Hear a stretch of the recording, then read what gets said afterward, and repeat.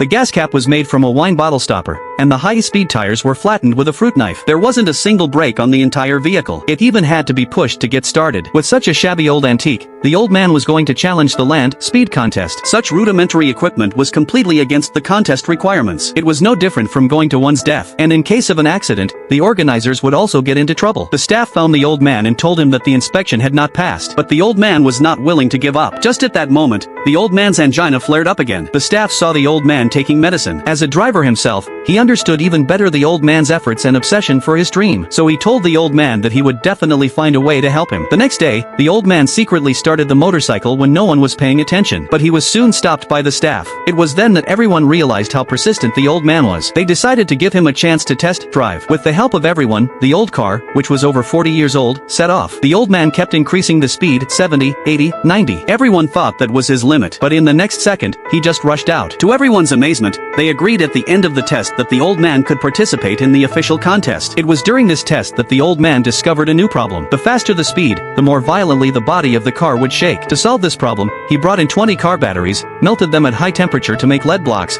and then placed them at the front of the motorcycle to stabilize the center of gravity. His story spread throughout the entire contest area. Everyone collectively recommended him as the best sportsman of the year because his spirit had impressed everyone. The official contest was about to start. Everyone helped him start and set off. The first speed measuring point was 158 miles per hour. The second speed measuring point was 167 miles per hour. The third speed measuring point was 170 miles per hour. The speed was getting faster and faster. By the time he reached the seventh speed measuring point, the speed had already reached 193 miles per hour. At this time, the heat from the exhaust pipe had already burned his thigh, but he did not retreat. Instead, he twisted the throttle to the maximum, but the body of the car began to shake again. In order to stabilize the center of gravity, he lifted his head, and his goggles were blown away in an instant. Now he had to move forward with his eyes closed. When the car passed through the 8th speed measuring point, a new world record had been set. Everyone was in an uproar, but because there was no brake on the car, the old man and the motorcycle were thrown out in the end. When the old man pulled his leg out, it was already burnt and bloody, but there was no trace of pain on his face, only the joy of having fulfilled his dream.